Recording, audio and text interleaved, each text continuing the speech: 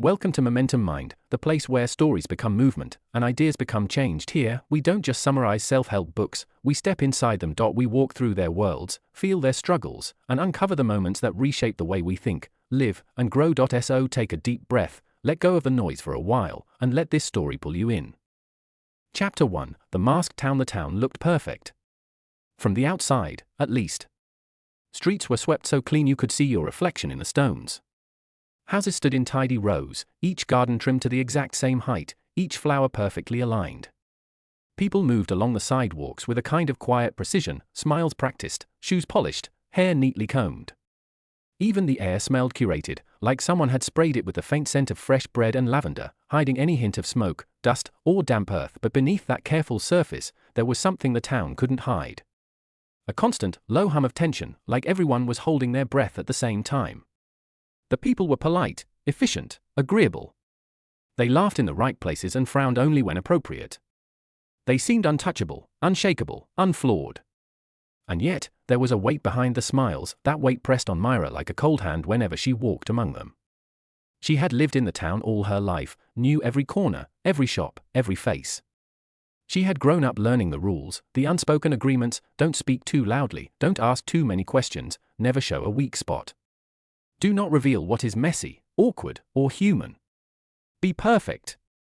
And she had tried, oh, how she had tried. She had learned to make her hair lie perfectly flat, to fold her clothes just so, to laugh lightly but not too loudly.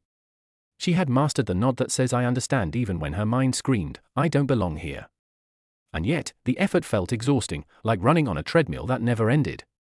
Each night, she would lie awake in her small, orderly bedroom, staring at the ceiling and feeling a hollow ache behind her chest.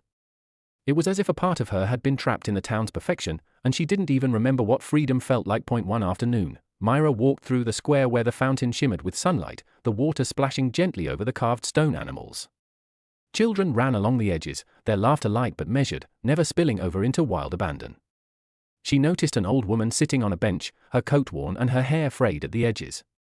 Unlike everyone else, the woman didn't try to look perfect. Her hat was slightly crooked, her shoes scuffed, her shawl tangled. And yet, she radiated something Myra couldn't name, something raw and alive. The woman's eyes met Myra's, and for a brief moment, it felt as if the town's quiet hum had faded. Myra felt a flicker inside her chest, a fluttering curiosity, like a small bird trying to escape. She didn't know why she felt drawn to the woman, why a single glance made the air feel different. The woman smiled, a smile that wasn't measured or polite, but real, and winked. Myra quickly looked away, embarrassed, but the feeling lingered, stubborn and insistent. That night, Myra couldn't shake it. She lay in bed staring at the ceiling again, the hum of the town seeping through the walls of her room. She imagined herself stepping outside, leaving behind the polished streets, the judgmental glances, the careful smiles. She imagined walking into the unknown, untamed parts of the town that adults rarely spoke of. Places where the paint had peeled from the walls, where weeds grew between cobblestones, where people's faces reflected something real, something messy, something human. Her heart raced at the thought, and fear prickled along her skin. She had never broken the rules. She had never let anyone see the cracks in her mask. And yet, a small, persistent voice whispered from somewhere deep inside, saying, there's more than this. You know there is. Don't stay trapped behind the mask. The next morning, she found herself standing at the edge of the fountain square again, looking toward a narrow alley she had always ignored. It was quiet there, shaded by old stone buildings that leaned toward each other like tired friends. Moss climbed the walls, and the cobblestones were uneven, slick from the night's rain. Myra's curiosity wrestled with the rules she had always followed. One step, and she would cross into something unknown. One step, and she might never look at the town, or herself, the same way again. Her foot hovered above the cobblestones. The air smelled different here, earthy and real. She could hear the faint rustle of leaves from a tree that had somehow grown between the buildings, stubborn and alive. And then she saw it, a door, small and unassuming, tucked into the wall of an old brick building. It wasn't polished or perfect. Paint peeled from its surface, and the brass handle was dull. Yet somehow, it seemed to invite her, almost whispering, step through. Step out of what you think you must be. Myra's chest tightened. The hum of the town felt distant now, almost unreal, like a dream she was waking from. The walls of her perfect life pressed in, heavy and suffocating, but something inside her, a spark she had almost forgotten, stirred. She wanted to know what was on the other side of that door. She wanted to know if there was a place where she could breathe, where masks weren't required, where being imperfect didn't feel like a crime. Her hand lifted slowly toward the handle, trembling with anticipation and fear. And just as her fingers brushed the cold brass, she heard a sound behind her, a soft, almost imperceptible whisper carried on the wind. "Are you ready?" Myra froze. The alley was empty. The town beyond waited, shining and perfect. But the door, the narrow, crooked, inviting door, promised something else. Something real. Something dangerous. Something that could change everything. Her pulse thundered in her ears. And then, in a heartbeat that felt like an eternity, she pushed the door open. The world beyond it waited in silence, and Myra knew, though she didn't yet understand why, that nothing would ever be the same again. Chapter 2, The Whisper of Courage. The alley beyond the crooked door smelled of damp earth and old wood, a scent that was strange but strangely comforting. Myra hesitated on the threshold, the weight of her old life pressing against her shoulders like a thick cloak. She had never stepped into a place like this, never left the predictable streets, never broken the invisible rules she had lived by. And yet, the pull was undeniable, a subtle tug that whispered, "Keep moving. Don't turn back." The alley twisted in ways that made it feel secret and alive. Old brick walls leaned toward each other, creating shadows that flickered in the sunlight. Tiny shoots of green poked through the cracks, and water trickled down a rusted pipe, forming tiny puddles that reflected the sky. Myra's shoes made a soft tapping sound on the uneven cobblestones, each step echoing in the quiet. She came to a small courtyard. It wasn't neat or polished like the town she knew. Here, the benches were worn, covered in chipped paint. Flowers grew wildly, tangled and colorful, spilling over the edges of the planters. In the center, a fountain bubbled unevenly, the water catching the light like tiny sparks. Myra's chest lifted slightly, as if she could finally breathe without holding herself in. Then she heard it, a soft voice, almost like a sigh carried on the wind. "You came." She spun around but saw no one. The courtyard was empty, yet the voice felt close, intimate, almost familiar. Her heartbeat quickened, part fear, part excitement. "Who's there?" she asked, her voice a little shaky. A figure emerged from behind a tangle of vines, a young woman with eyes that seemed to see everything at once. She didn't look polished or perfect, her clothes were simple, slightly worn, her hair tangled with strands falling free from a careless braid. And yet, she radiated something Myra had never felt in the town, a quiet confidence, a warmth that didn't need to impress anyone. "You heard it," the woman said, smiling softly. "The part of you that wants to live differently. That wants to be real." Myra frowned, unsure. I don't understand." The woman stepped closer. "Most people don't," she said. "That voice, the one that nudges you to step outside the rules, is rarely loud. It whispers. It feels dangerous, because it asks you to be brave in ways you haven't tried before. But it's always there. And it brought you here." Myra's mind raced. Brave? She had never thought of herself as brave. She had always followed the rules, kept the masks in place. But something in the courtyard, in the light that danced over the untamed flowers, made her chest ache with longing. She wanted to listen to that voice. She wanted to feel alive. The woman extended her hand. "Walk with me," she said. "I'll show you something." Myra hesitated. Her instinct screamed caution. In her world, rules were safety, masks were protection, and stepping out often meant scrutiny, judgment, or worse, shame. And yet, she felt a spark she couldn't ignore. Slowly, almost reluctantly, she took the woman's hand. They walked together down narrow paths, past walls covered in ivy, past open windows where the air smelled of bread, herbs, and something wild, almost like freedom. Myra noticed details she had never allowed herself to see before, a bird's shadow flitting across a wall, the way sunlight hit the fountain water, the small cracks that made the place imperfect and alive. Finally, they reached a small room tucked into the corner of a building, barely bigger than a closet, yet filled with light.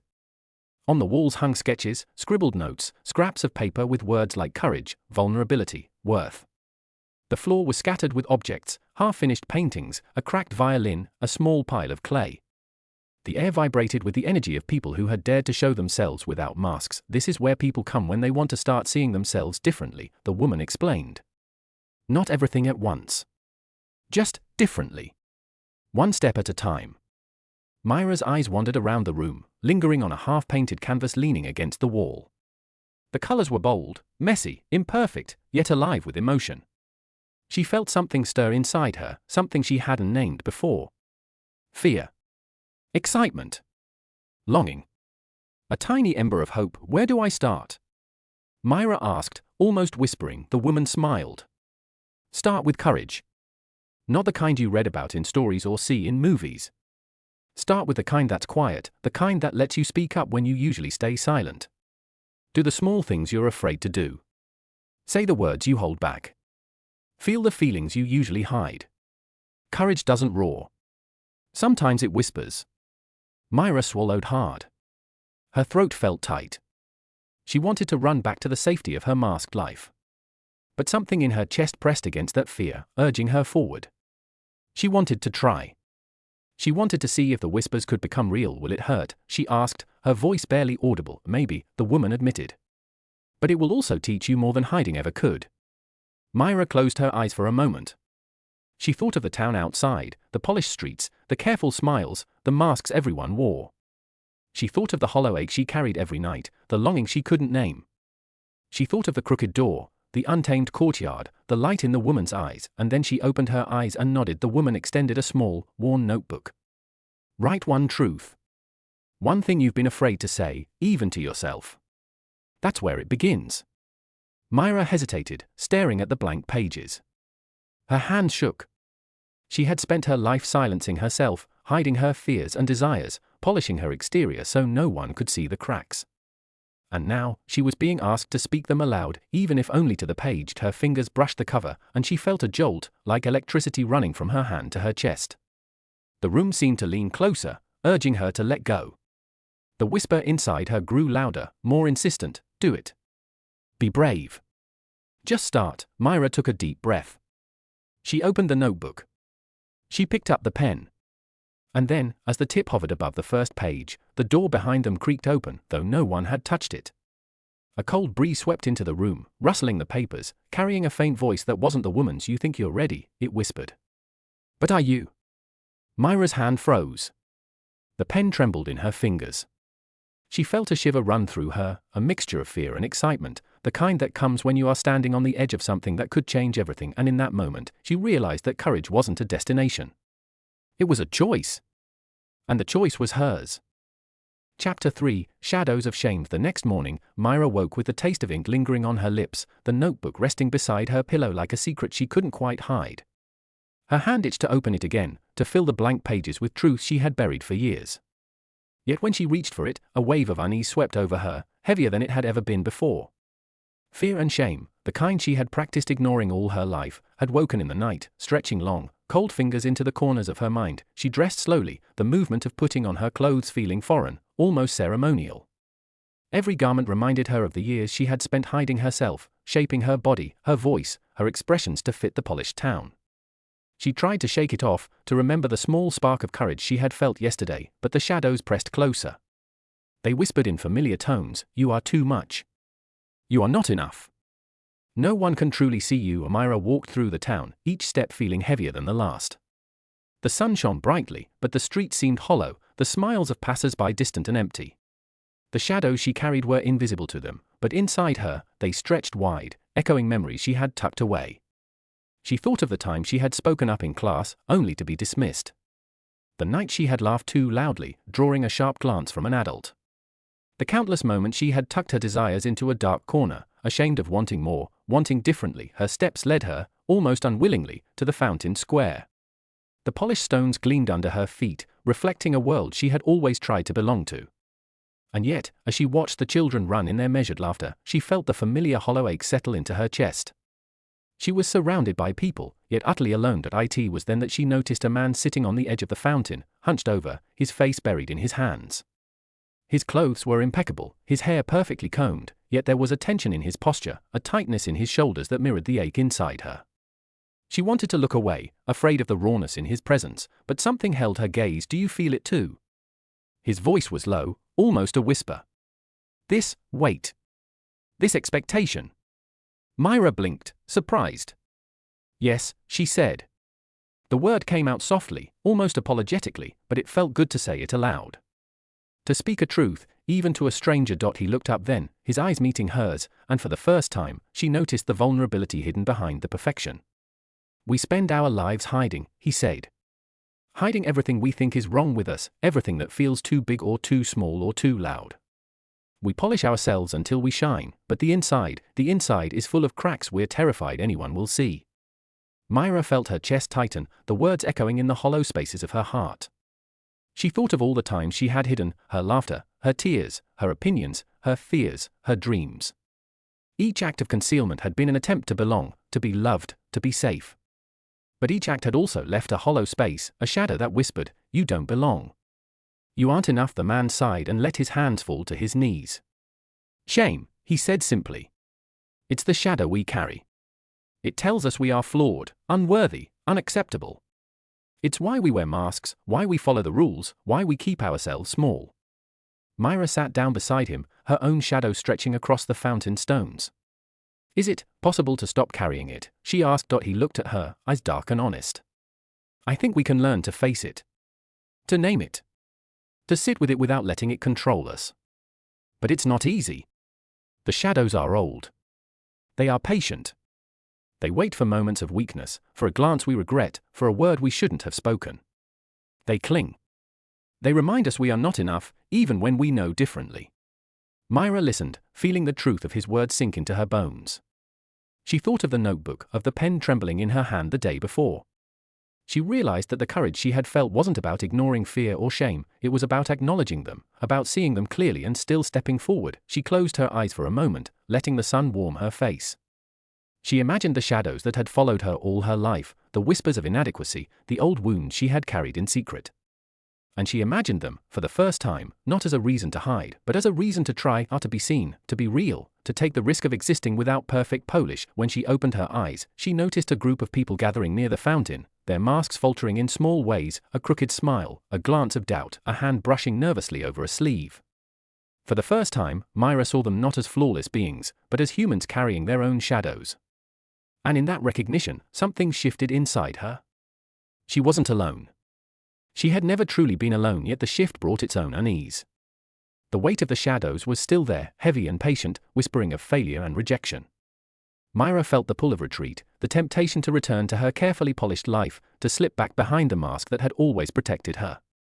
But the spark of courage from the crooked alley, the untamed courtyard, and the woman with the worn notebook lingered, stubborn and bright. Myra's fingers brushed the notebook in her bag, and she felt the quiet urgency of the next step. The shadows were waiting, but so was the light. She had glimpsed a life where she could carry the shadows without being crushed by them, where she could show up as herself and still breathe. Her chest tightened again, but this time it wasn't only fear.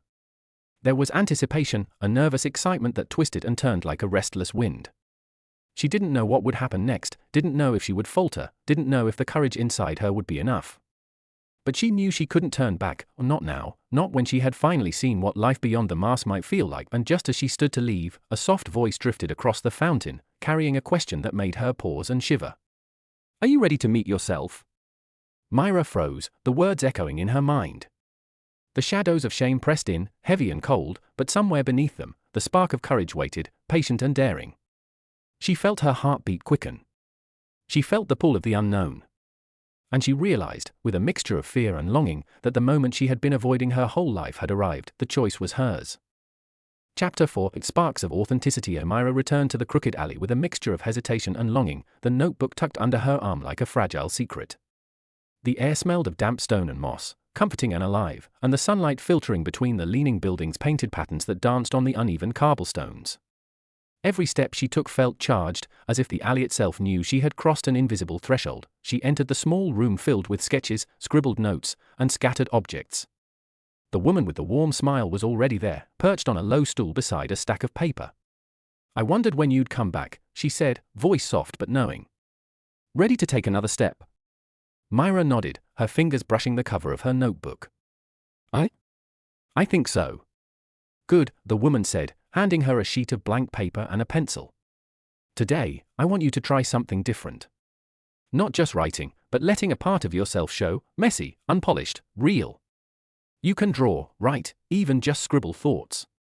The goal isn't perfection. It's honesty." Myra's chest tightened. The fear of making a mistake, of producing something unworthy, rose like a wall inside her. She had spent years shaping herself to fit expectations, to polish every detail, to hide every flaw. The idea of creating something that could be seen, even by no one, felt radical. And yet, beneath the fear, a flicker of curiosity ignited. She took the pencil in her hand and stared at the blank page. At first, nothing came. The quiet room pressed against her, the weight of her own self-doubt echoing in her mind. You're not good enough. This will be terrible. Everyone can see your failures. But then she remembered the fountain, the crooked door, the alley that had led her here. She remembered the whispers of courage, the spark of hope in the courtyard, the promise that she could step beyond the masks. And she drew her first line, hesitant, uneven, wobbly, but undeniably hers. The line branched into shapes, shapes that became letters, letters that became words. She wrote about the hollow ache she had carried in the town, about the longing she could never name, about the fear that had shaped her entire life. She wrote quickly, urgently, as if the words themselves might carry her out of the shadows. When she finally lowered the pencil, the page was messy, raw, imperfect. But it was alive. The words throbbed with emotion, trembling and honest. Myra stared at them, a lump in her throat. She had expected shame, judgment, a sense of failure, but instead, she felt a strange, thrilling relief. She had shown herself something she had hidden for years, and it didn't break her. It made her feel more whole. The woman watched quietly, then smiled. That's it, she said. The spark of authenticity. Every time you let yourself be real, you grow a little. Every time you show up without the mask, even in small ways, you remind yourself that your truth matters. Myra nodded, a slow warmth spreading through her chest. She wanted to keep writing, to keep letting herself be seen, to keep daring to reveal the parts of herself she had always hidden. But the room felt alive with more than just her own attempts.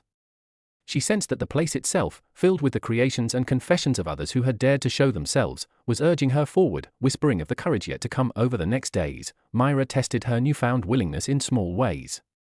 She laughed more freely in the streets, letting her smile linger longer than was strictly polite.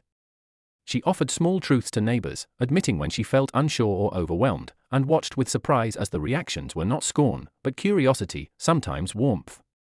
She realized that honesty, even messy and awkward honesty, didn't destroy her. It connected her. It made her feel alive, yet the sparks of authenticity were fragile. One afternoon, in the market, she overheard a group of townspeople whispering about someone who had spoken too openly, someone who had failed to maintain the polished appearance of the town.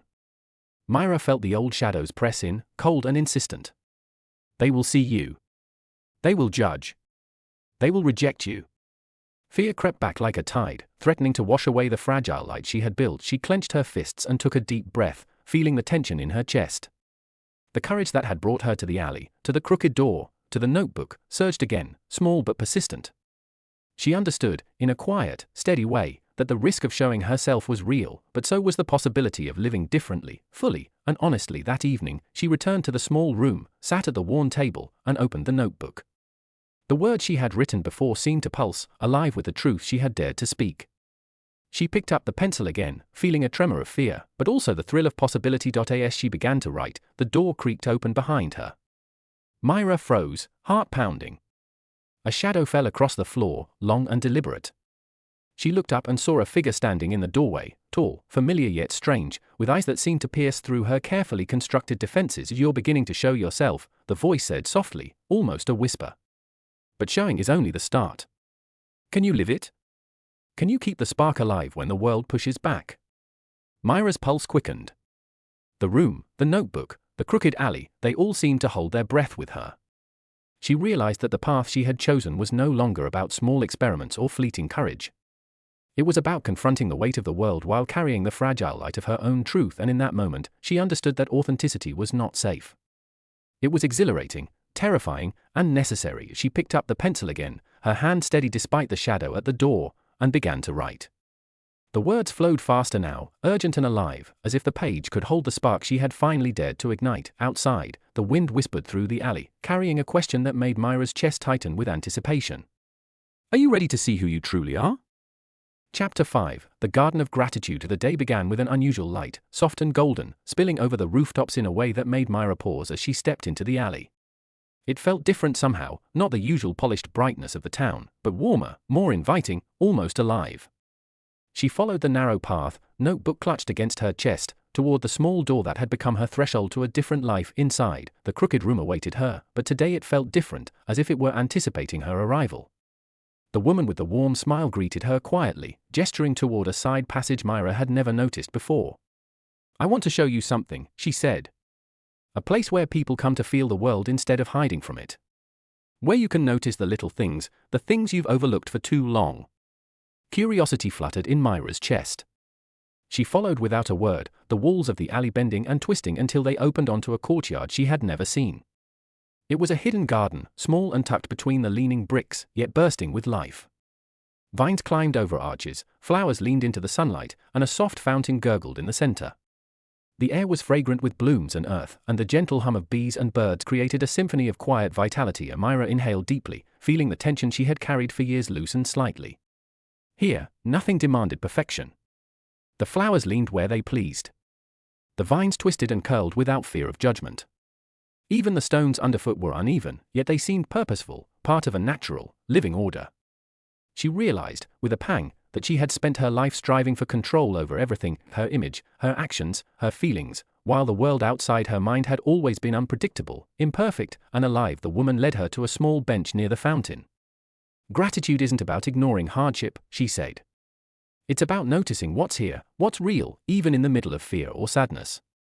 It's about recognizing that life, with all its flaws, is still giving you moments of beauty. Myra's hands rested on her notebook. She had written of shame and courage, of the flickers of authenticity she had dared to spark.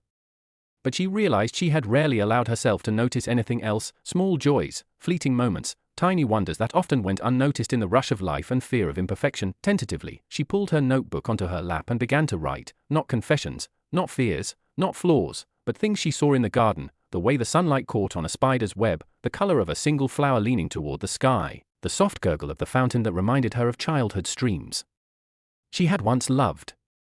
Each observation was simple, almost mundane, but as she wrote, she felt a quiet thrill, a warmth spreading through her chest. This is the beginning, the woman said, sitting beside her. When you start noticing the gifts you've been given, small as they may be, you create a foundation for courage. Gratitude isn't about perfection. It's about attention, presence, and allowing yourself to receive. Myra felt the truth of those words settle over her like a gentle rain. She had spent so long hiding, so long polishing herself for the world's gaze, that she had forgotten how to simply notice, to simply be. Even in her small, secret notebook, she had been recording only shadows and sparks. Now, for the first time, she was filling the pages with light. She lingered in the garden, letting the colors, scents, and textures imprint themselves on her mind. A small butterfly landed on the edge of the fountain, wings flickering like fire in the sun. Myra held her breath, awed by the delicate perfection of imperfection itself. She realized that gratitude was not passive, it required attention, willingness, and courage to acknowledge even the smallest blessings, and yet, as peaceful as the garden felt, Myra sensed a subtle tension at its edges. A rustle among the vines, faint but deliberate, caught her attention. She turned, expecting to see a bird or perhaps a falling leaf, but there was nothing, only the gentle sway of the branches. Still, the feeling lingered, like the faint echo of a question she hadn't yet dared to ask herself. Can you let yourself feel joy without fear? Can you trust it will not be taken away? She shook her head, trying to push away the uneasy thought, but the tension remained, subtle yet insistent. Gratitude, she realized, was not a shield against fear or pain. It was a fragile flame, delicate and alive, requiring constant attention and care. To embrace it fully, she would have to step beyond old habits, beyond the familiar pull of shame, beyond the safety of hiding. Myra rose and walked slowly among the plants, tracing a finger along the rough bark of a tree, watching a cluster of flowers sway in the breeze. She felt the warmth in her chest grow, a quiet courage blossoming alongside the joy she allowed herself to notice. Each step she took in the garden was a step away from her old life, from the masks, from the weight of expectation. Each breath was a small act of rebellion and self-kindness. Then she heard it, a soft murmur carried by the wind, almost imperceptible, yet certain, there is more waiting for you. More than you can see here. Her heart quickened. She wanted to remain in the garden forever, to linger in the safety of small pleasures and golden light. But the whisper insisted, tugging at the corners of her curiosity and courage. There were more paths to take, more lessons to learn, more truths to uncover. The garden was a sanctuary, yes, but it was also a starting point, a place that invited her to carry the spark of gratitude into the wider, unpredictable world. Myra took one last look at the fountain, the tangled vines, the wildflowers leaning boldly toward the sun. She breathed deeply, feeling the warmth and tension entwined in her chest. Gratitude had shown her that life could hold beauty even amidst imperfection, and that beauty could coexist with fear. And as she turned toward the alley that would take her back to the crooked door, she realized the spark of curiosity and courage was no longer just a flicker inside her. It was alive, moving, demanding that she continue forward, even as the shadows and questions followed close behind. The garden waited in quiet promise, but beyond it, the world beckoned with a challenge she could not ignore. Chapter 6, The Mirror of Intuition. Myra woke that morning with the golden light of the crooked alley spilling across her bedroom floor, brushing against the edges of her notebook like an invitation. She lingered for a moment, listening to the faint hum of the town beyond her walls, and for the first time, she felt a pull toward something she couldn't name, a quiet, insistent whisper inside her chest. It had been there before, always faint, always drowned out by the careful polish she had practiced for years.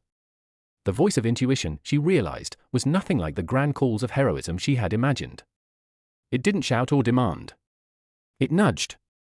It lingered in moments of stillness, waiting for her to notice, waiting for her to trust. She dressed slowly, her hands moving almost reverently over the notebook tucked under her arm.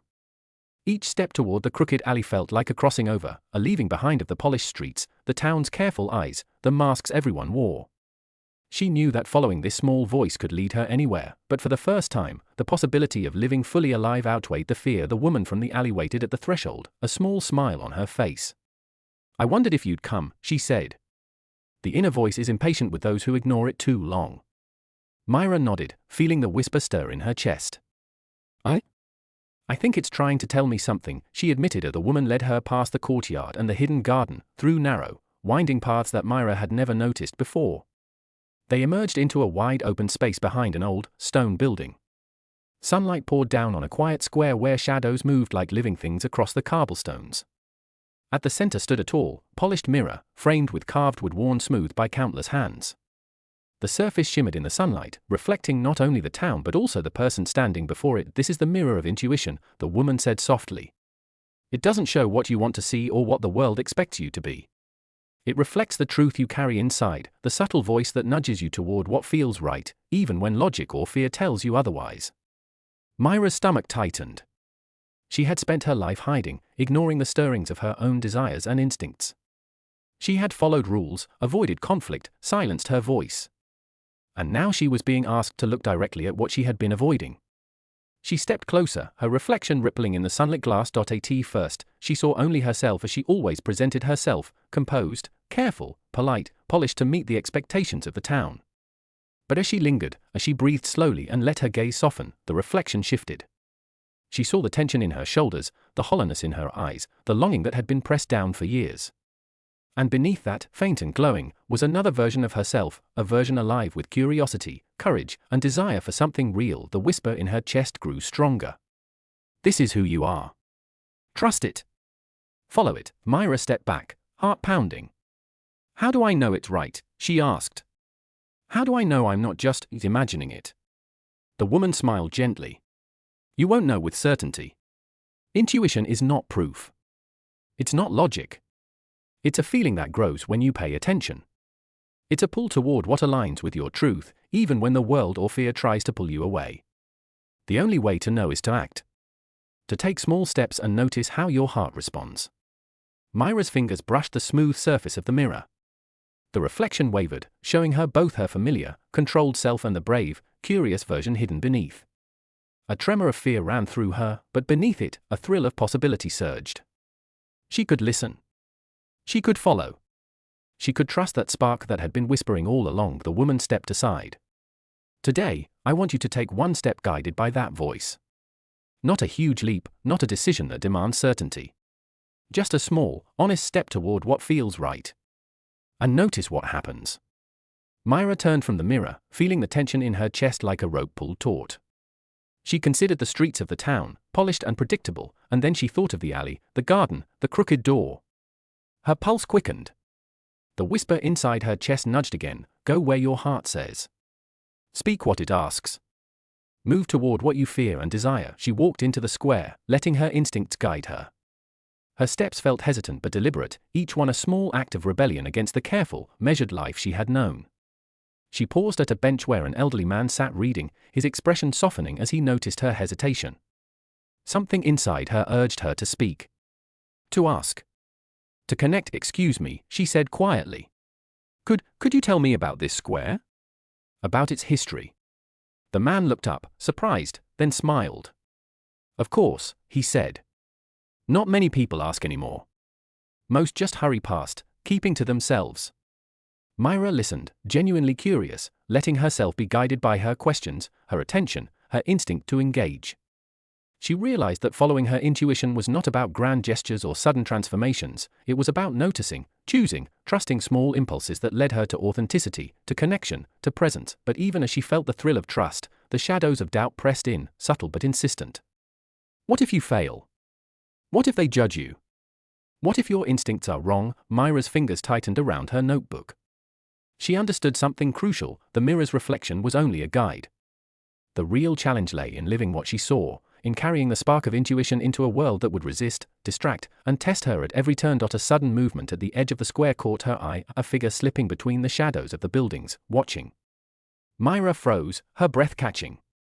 The whisper in her chest grew louder: "Trust yourself. This is your path." Her heart thundered. Fear and exhilaration danced together, inseparable. Myra realized she could not retreat, could not ignore the pull any longer. The world beyond the polished streets awaited, full of unknowns, of risk, of possibility. And she had a choice: to stay safe in the familiar, or to follow the quiet guidance of her own inner voice. She drew a deep breath, feeling the pulse of courage in her chest. The mirror of intuition shimmered faintly in her mind's eye, a reminder that truth was not always obvious, but always present if she dared to listen. And with that, she took her next step, uncertain, trembling, alive. Chapter 7: The Fire of Creativity. Myra awoke that morning with a peculiar sense of restlessness, a low hum in her chest that demanded movement, attention, expression. The crooked alley had become familiar now, a threshold to world she hadn't known existed within the polished town, yet today the notebook alone didn't seem enough.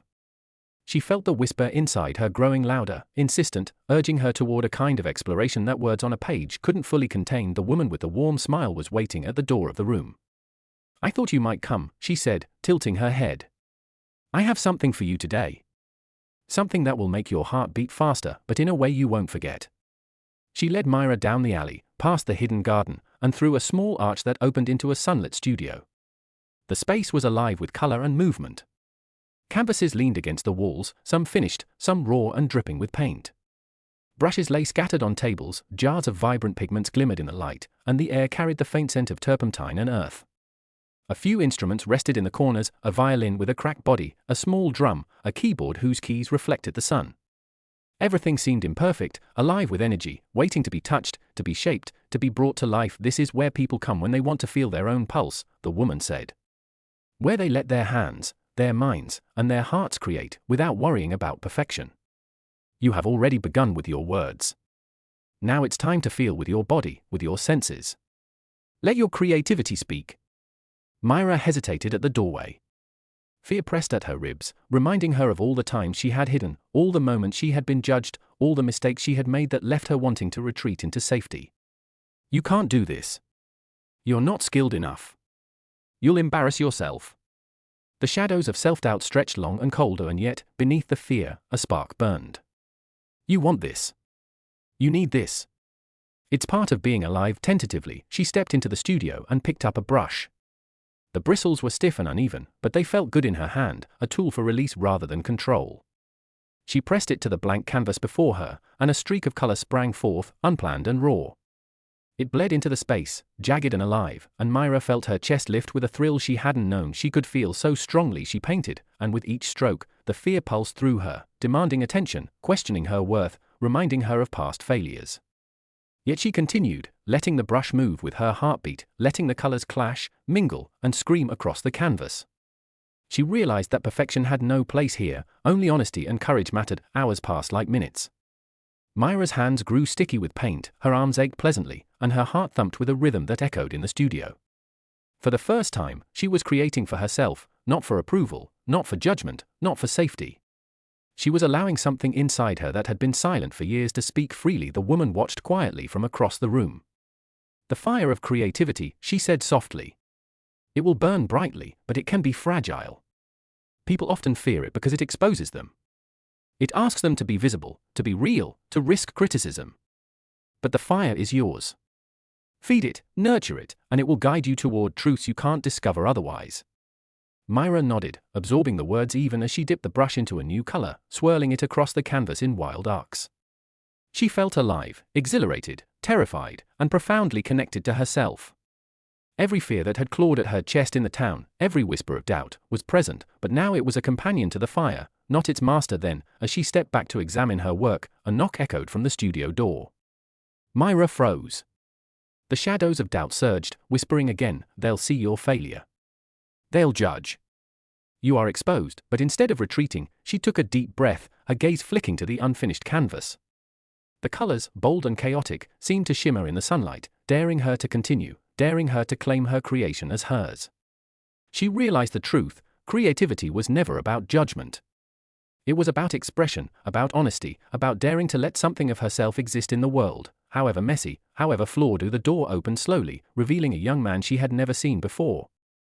His eyes scanned the room, landing on her canvas, and a faint smile tugged at his lips. "That's remarkable," he said, softly, almost reverently. "It's alive." Myra's pulse quickened. She wasn't used to praise, not without fear attached. And yet, there was no judgment in his eyes, only acknowledgement. A small thrill of courage flared. "This is possible. People can see me, and I can still survive.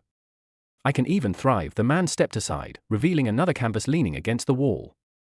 It was incomplete, messy, full of raw color, just like hers. "I started this a long time ago," he said. "I've been afraid to finish it. To put myself out there." Myra's breath caught. The reflection of her own fear mirrored in his hesitation was startling, but comforting. She wasn't alone. Vulnerability wasn't weakness, it was a bridge. She returned to her canvas, paintbrush in hand, feeling a surge of determination. The fire inside her roared, fueled by both courage and the awareness that she was not the only one navigating the terrifying and exhilarating path of creation. And as the sun shifted outside, casting long shadows across the studio floor, Myra realized something crucial: the fire of creativity was not about the final product. It was about daring to show herself, fully, without the mask, in ways that might be messy, might be flawed, but would always, undeniably, be hers. Her hands trembled, her heart raced, and in the chaos of color and courage, she felt the thrill of life itself, alive, unpredictable, imperfect, and breathtaking. But as she stepped back to admire her work, a faint draft swept through the studio, rustling papers and stirring the shadows in the corners. Myra's chest tightened. Somewhere beyond the warmth of color and creation, the world waited, unpredictable and unkind, ready to test the fire she had just ignited, and for the first time, she realized the stakes were real. Chapter 8: The Circle of Connection. Myra left the studio that morning with paint still faintly smudged on her fingers, a lingering warmth in her chest, and a sense of anticipation she could barely name. The town looked the same from the outside, polished, orderly, perfectly quiet, but she carried with her a spark the streets could not contain. The crooked alley, the hidden garden, and the fire of creativity had shifted something inside her. She was no longer only hiding or surviving. She wanted to connect. The woman with the warm smile met her at the threshold. "You're ready for the next step," she said softly. "It's time to see how it feels to be real with others. To take the sparks inside you and share them, not just through art or words, but through presence. Connection." Myra swallowed. She had spent her life carefully measured in relationships, polite and controlled, never letting anyone see the messy, imperfect parts of herself. Vulnerability had always felt dangerous. And yet, the whisper inside her chest nudged insistently. "This is how you grow. This is how you feel alive." The woman led her to a small courtyard filled with a handful of people, each seated in a rough circle. Some were drawing, others writing, a few simply sitting quietly with a notebook in their hands. Their faces carried traces of fear and hope, polished edges softened by the act of being present, being seen. Myra's heart tightened. Would she belong? Would she fail? The woman spoke first. "This is a circle of connection.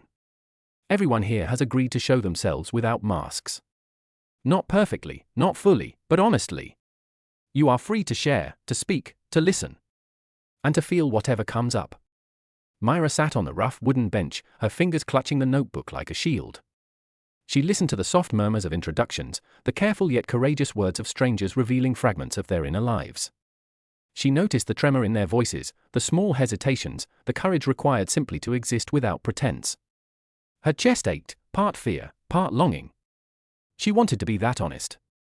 She wanted to be seen when it was her turn. Myra's throat tightened, and she almost stayed silent. The shadows of judgment and self-doubt whispered insistently, "No one cares.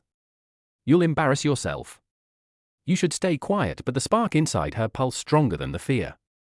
She opened her mouth and began, haltingly, to speak. She told the circle about the hollowness she had carried in the polished town, the longing she had tried to ignore, the small sparks of courage and authenticity she had discovered in the crooked alley and the studio.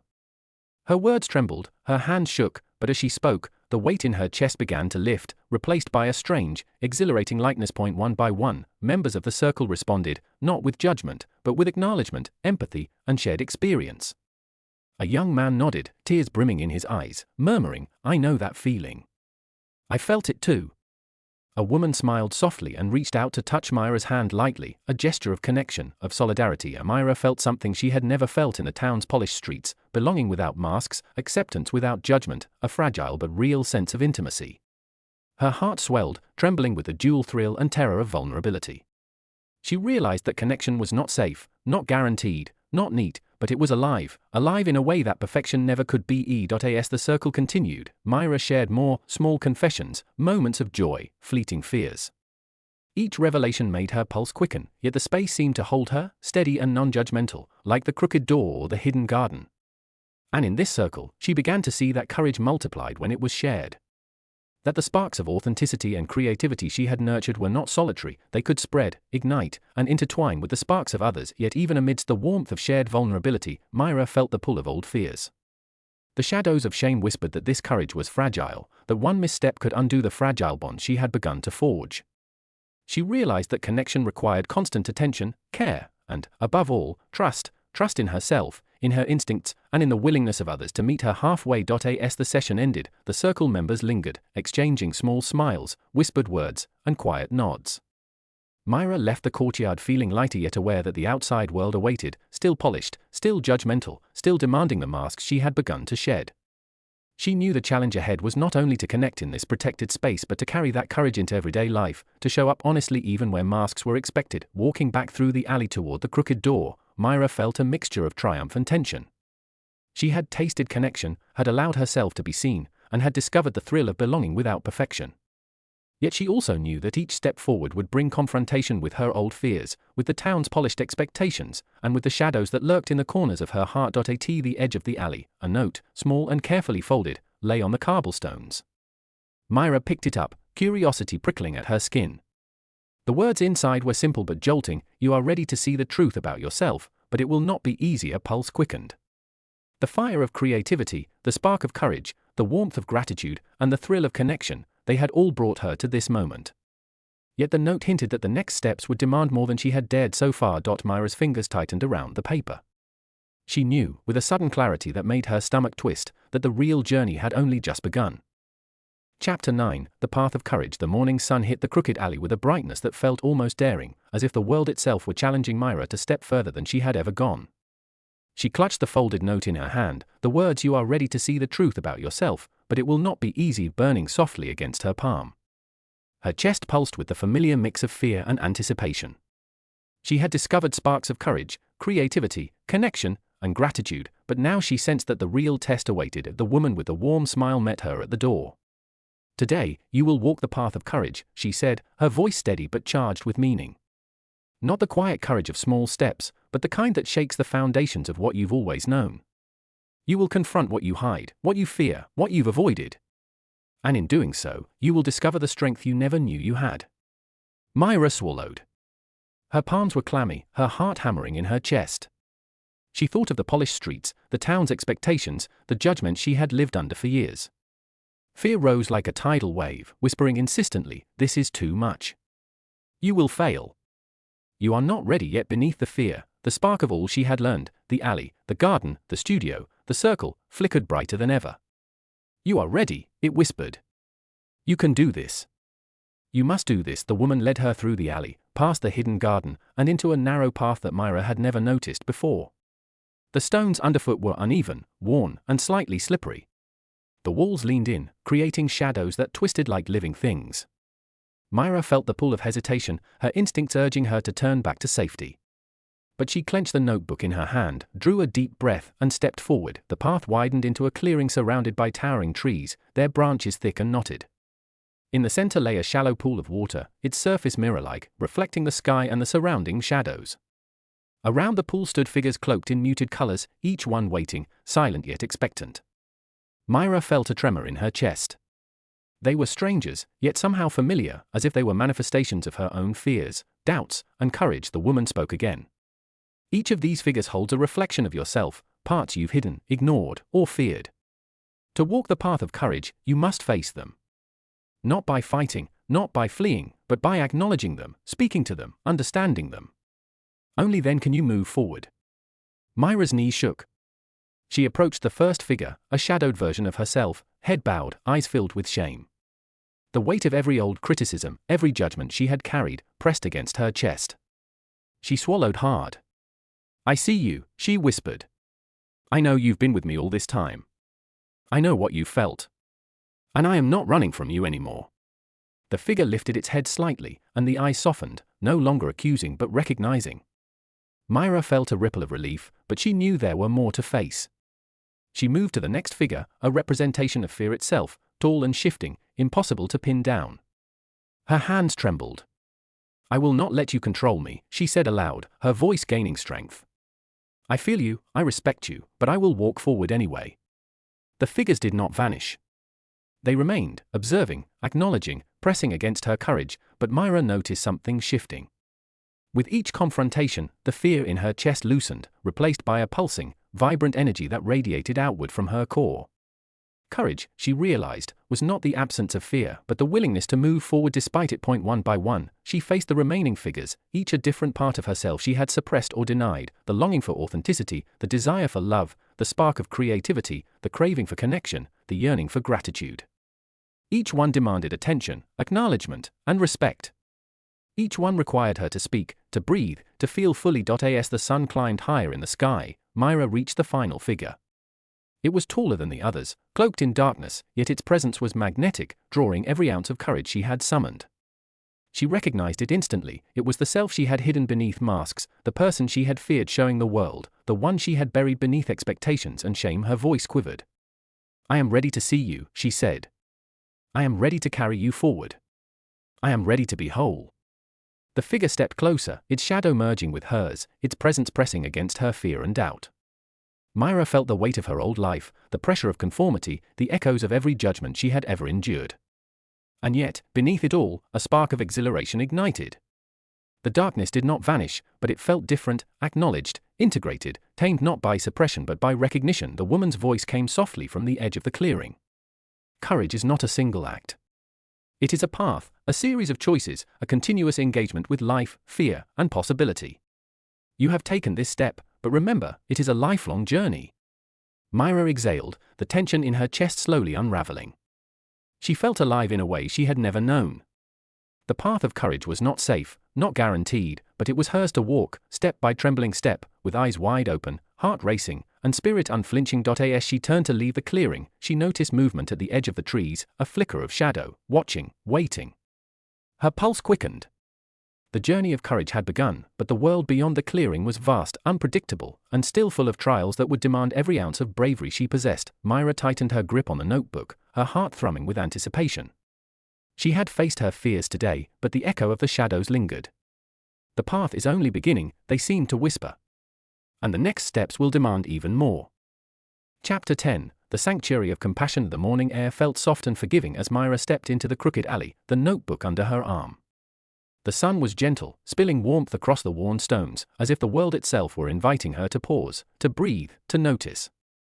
After walking the path of courage, the shadows that had pressed against her for so long felt slightly less suffocating, though their presence lingered, patient and watchful. The woman with the warm smile was waiting at the threshold. "Today," she said quietly, "you will enter the sanctuary of compassion. Courage is only the first step. Now, you will learn to hold that courage gently, for yourself and for others. True strength comes from compassion as much as bravery." Myra followed her through the alley to a narrow, twisting lane that opened onto a hidden courtyard she had never seen. The space was alive with a quiet, almost sacred energy. Soft moss covered the ground, patches of sunlight formed irregular patterns on the stone, and a gentle fountain whispered in the center. Around the edges were small alcoves filled with cushions, blankets, and low tables, each inviting stillness, reflection, or conversation. In the center of the courtyard stood figures, both familiar and unfamiliar, each moving gently, tending to small fires, plants, or even each other. Their movements were deliberate, careful, and respectful, not in a polished, controlled way, but in a way that radiated acceptance. Myra felt her chest tighten with awe and longing. Here was a place where imperfection was welcomed, not punished, where the weight of shame and fear could be set down, even if only for a moment. The woman led her to a small cushion near the fountain. Compassion, she said, is not simply kindness. It is recognition, understanding, and the willingness to hold both yourself and others in your heart, even when they, or you, stumble. It is seeing the fullness of a person without trying to fix or control them. Myra lowered herself onto the cushion, feeling the soft moss press into her legs, grounding her. She closed her eyes and let the sounds of the courtyard wash over her, the soft gurgle of the fountain, the rustle of leaves in the breeze, the murmured conversations and quiet laughter of those who were tending their fires. For the first time, she considered herself not as a polished image or a collection of fears, but as someone deserving of care, gentleness, and attention. Tentatively, she opened the notebook, but this time her words were different. She wrote not to uncover shame, not to spark courage, but to explore compassion itself. She wrote about the warmth she noticed in the courtyard, the way the sunlight touched the edges of the fountain, the kindness reflected in the eyes of the people around her. She wrote about herself, the messy, frightened, brave, and striving parts that had always demanded perfection. And as she wrote, she felt a softening inside, a gentle recognition that she did not have to carry everything alone. The woman watched quietly, then spoke again. Compassion begins with you. It begins with seeing yourself fully, holding the parts that ache, the parts that falter, and the parts that shine. When you can do this, you will find it easier to extend the same grace to others. Myra nodded, her chest loosening. She thought of the circle, the studio, the garden, of all the moments she had dared to be seen. Each had taught her pieces of courage, authenticity, and presence. Now, compassion added a new layer, not as a task or a goal, but as a living force that could hold the turbulence of her heart and the imperfections of life without judgment. She noticed a figure across the courtyard, a young man she had seen in the studio, hesitant and unsure when he spoke of his unfinished work. He was kneeling by a small fire, struggling to light it. Myra approached him quietly and knelt beside him. "Here," she said softly, showing him the way to cut the flame with his hands. "It's okay to struggle. It doesn't mean you're failing." The young man looked up at her, surprise flickering across his face. Then a small smile broke through, fragile but real. "Thank you," he said. I thought I had to do it perfectly the first time." Myra realized that the act of compassion was not about grand gestures. It was about noticing, acknowledging, and supporting another without judgment. It was about presence, patience, and care, a skill as vital and daring as courage itself. As the day wore on, Myra moved through the courtyard, offering quiet assistance, sharing observations, and simply sitting with others. She noticed how each act of compassion strengthened her, connected her to the world, and lightened the weight of her own shadows. She understood that vulnerability and courage were not enough without gentleness and empathy, without the willingness to hold both her own heart and the hearts of others. But as the sun began to dip toward the horizon, a chill brushed through the courtyard. Myra felt a subtle tension, as if the shadows she had faced along the path of courage were still lurking at the edges of the sanctuary. The world beyond the courtyard, with its judgments, expectations, and polished facades, waited.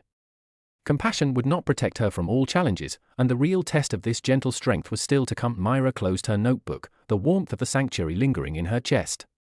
She rose, feeling both the light of compassion and the persistent pull of the unknown.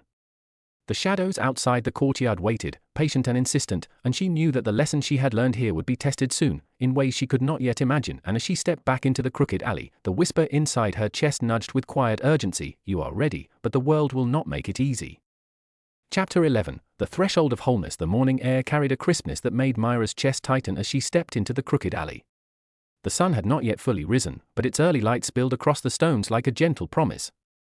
Her notebook was tucked under her arm, her hands tingling with anticipation, and the whisper in her chest thrummed insistently, "Today, everything changes." The woman with the warm smile awaited her at the door. "The threshold of wholeness," she said, her voice calm yet charged with gravity, "is not a place you reach by steps alone. It is a convergence of everything you have learned: courage, authenticity, creativity, gratitude, and compassion. Today, you will see how these forces combine, how they illuminate the path you have been preparing to walk." Myra felt her heartbeat quicken. She had faced fears, revealed herself in words and art, embraced the sparks of creativity, discovered gratitude, and extended compassion to herself and others. Yet the thought of this convergence, this culmination, brought a thrill that was almost terrifying. What did it mean to be whole? Could she truly carry all she had learned into the wider world without losing herself? The woman led her through the familiar alley, past the hidden garden, through the studio, and into a narrow passage Myra had never noticed before. It opened onto a high cliff overlooking a vast expanse, rolling hills, forests, and rivers stretching as far as the eye could see. The wind whipped around them, fierce and untamed, carrying the scent of earth and sky, of possibility and challenge. At the cliff's edge stood 5 pillars, each shimmering faintly with a different light: gold, silver, crimson, green, and blue. Myra recognized the colors immediately: gratitude, courage, creativity, authenticity, and compassion. Each pillar pulsed with energy, almost alive, calling her forward, demanding acknowledgement. The pillars will test you, the woman said. Not with danger, but with reflection. You must touch each one, embrace it fully, and allow it to flow through you. Only then will you reach the threshold. Myra approached the first pillar, gold, the light of gratitude shining softly. She placed her hands on its surface, feeling warmth spread through her fingertips, up her arms, and into her chest. Memories of the hidden garden, the soft sunlight, the small sparks of wonder she had recorded in her notebook, all flowed into her. She allowed herself to feel gratitude for her journey, for the fears she had faced, for the moments of joy she had allowed herself. A quiet strength filled her, steady and radiant. The second pillar, silver, gleamed with courage. Myra's hands trembled as she touched it, recalling the path of courage, the shadows she had faced, the fears that had once seemed insurmountable. The pulse of bravery surged through her veins. She felt the exhilaration of standing fully exposed, yet unbroken, ready to face the unknown with an open heart. Next came the crimson pillar, alive with the fire of creativity. Myra placed her hands on the warm, pulsing surface, recalling the studio, the brush strokes, the raw, chaotic colors that had carried her spirit into life. A rush of energy and exhilaration filled her, her mind alight with possibilities, ideas, and the freedom to express herself without restraint. The green pillar, authenticity, shimmered with a soft, insistent glow. Myra's heart leapt as she touched it. The crooked alley, the notebook, the circle, the moments of unfiltered honesty, they all converged here. She felt her masks loosen, her old habits of hiding and pretense dissolving. She was seen, fully, and in that recognition, she discovered a quiet, unwavering power. Finally, she approached the blue pillar, the light of compassion. Myra hesitated, remembering the sanctuary, the gentle guidance she had offered others, the forgiveness she had allowed herself. She laid her hands on the pillar, and a profound warmth enveloped her. Compassion was not weakness, she realized. It was a force that connected all her experiences, a binding energy that allowed courage, creativity, authenticity, and gratitude to flow outward into the world. As her hands rested on the 5 pillars, a surge of energy pulsed through her, binding the lessons together. Myra felt the threads of her journey weave into a single tapestry, radiant and alive. She understood, in a deep, visceral way, that wholeness was not about perfection, control, or certainty. It was about the willingness to feel, to act, to connect, to create, and to carry both light and shadow within herself. But as the wind whipped around her and the cliffs stretched into the horizon, a flicker of unease pricked at her chest. The convergence was powerful, intoxicating, yet the world beyond the cliffs awaited, a world of polished expectations, of judgment, of forces that could challenge the wholeness she had achieved. The pillars had illuminated her path, but they did not guarantee ease or safety. The whisper in her chest grew louder, almost insistent: "You are ready, but the threshold is not the end. It is the beginning of the life you were meant to live." Myra drew a deep, steadying breath. The horizon called, wide and untamed, full of possibility and uncertainty. She could feel the pulse of courage, the warmth of compassion, the thrill of creativity, the glow of authenticity, and the steady light of gratitude flowing through her.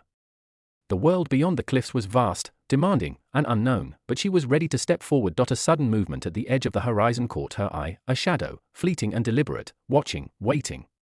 Myra's pulse quickened. The threshold had been crossed, the pillars embraced, the lessons integrated, but the real journey, the life beyond the cliffs, stretched infinitely before her, full of challenges, choices, and moments of reckoning. Myra tightened her grip on the notebook, feeling the energy of the pillars pulse through her. She took a step forward, and then another, toward the edge, toward the unknown. The wind lifted her hair, tugged at her clothes, and carried with it the unspoken question that made her heart thunder: will you live fully, boldly, without retreating? She exhaled, the tension in her chest a mix of fear and exhilaration, and pressed on, ready to embrace the life that awaited beyond the threshold of wholeness. Chapter 12, The Light of Becoming. The wind carried a strange electricity as Myra stepped beyond the cliffs, her feet brushing the soft grass that bent and swayed under the unseen rhythm of the earth. The horizon stretched endlessly, glowing in hues of gold, violet, and deep sapphire, as though the sky itself had been painted for her. For the first time, she felt not just alive but fully present. Each heartbeat, each breath, each pulse of energy through her veins felt like a drumbeat of possibility. The lessons of the crooked alley, the hidden garden, the fire of creativity, the circle of connection, the path of courage, and the sanctuary of compassion all thrummed inside her, weaving together into something alive, something luminous. The pillars she had touched still pulsed faintly in her memory, their colors blending into a tapestry of light within her chest. Gratitude, courage, creativity, authenticity, compassion, they were no longer separate. They were her. Before her stretched a wide expanse, dotted with trees that shimmered with faint bioluminescence, flowers that leaned as if to greet her, and streams that sang with clarity she had never noticed before. The world beyond the cliffs felt alive in a new way, not polished or perfect, but wild, unpredictable, and breathtaking. Myra realized that she had crossed not just a physical threshold, but the threshold of herself, the self that had been hidden behind masks, fears, and rules. A soft, melodic hum drew her attention. She turned to see a figure approaching, radiant and shifting, impossibly familiar yet new. The figure smiled, and Myra recognized it instantly. It was herself, the whole self she had been discovering, not fractured by fear or shame, not silenced by expectation, but alive and vibrant, reflecting all the lessons she had learned. "You've arrived," the figure said, voice echoing like a gentle bell. "Not at the end of the journey, but at the beginning of living fully. You carry all you need inside you. The light you seek is not out there, it has been within you all along." Myra felt tears prick her eyes, a mixture of relief, awe, and a deep, trembling joy. She realized that wholeness was not a destination, not a perfect state to be achieved, but a constant practice, noticing, creating, connecting, feeling, and choosing to live authentically despite fear. Each lesson, each spark, each shadow faced, had brought her here. The wind shifted, and with it, the shadows at the edges of her vision stirred. They were not threatening, but curious, reminding her that the world beyond the cliffs would continue to challenge, to demand courage and compassion, to test her creativity and authenticity. And yet, instead of fear, Myra felt exhilaration. The journey was endless, full of discovery and wonder, each moment a chance to step more fully into her own light. She raised her arms, feeling the currents of the wind and the energy of the earth wrap around her. The horizon shimmered in response, colors intensifying, sky and land merging into an impossible brilliance. Myra laughed softly, a sound of pure release, and in that moment she felt the boundaries of self and world blur. She was alive, fully, vulnerably, magnificently alive. A distant melody began to rise from the streams and trees, soft at first, then swelling into a chorus that seemed to carry the stories of everyone she had met, everyone who had dared to step toward courage, creativity, and compassion. Myra realized that she was part of something greater than herself, connected to the world in a way she had never imagined, yet entirely in possession of her own light. And then she noticed it, something beyond the shimmer of horizon and wind, a subtle glow, a pull toward something unseen, beckoning her forward. Her heart leapt with anticipation. The world beyond was vast and unknown, yes, but it was not a place to fear. It was a place to create, to love, to connect, to live, to become. Myra stepped forward, feeling the pulse of life beneath her feet, the spark of courage in her chest, the warmth of compassion radiating from her hands, the thrill of creativity flowing through her mind, the quiet power of authenticity settling over her, and the deep, unshakable light of gratitude anchoring her spirit. Each step was a choice, a declaration, a celebration of imperfection and possibility. She was no longer the girl hiding behind masks. She was no longer defined by fear or shame. She was the sum of all her lessons, all her discoveries, all her courage, and all her love. And as the wind carried her forward, Myra realized that the light of becoming was not a final glow at the end of the path. It was the radiance she carried within her, growing brighter each time she chose to live, to feel, to act, and to trust herself. She laughed again, a sound carried on the wind, a sound of freedom, of life, of unbounded possibility. The horizon stretched endlessly, yet she no longer felt small. She was whole, yet always becoming. The journey continued, and she would continue with it, each step alive with wonder, courage, and light. And in that moment, the world seemed to hold its breath, waiting, watching, as Myra stepped fully into the brilliance of her own becoming, radiant, imperfect, fearless, and gloriously alive.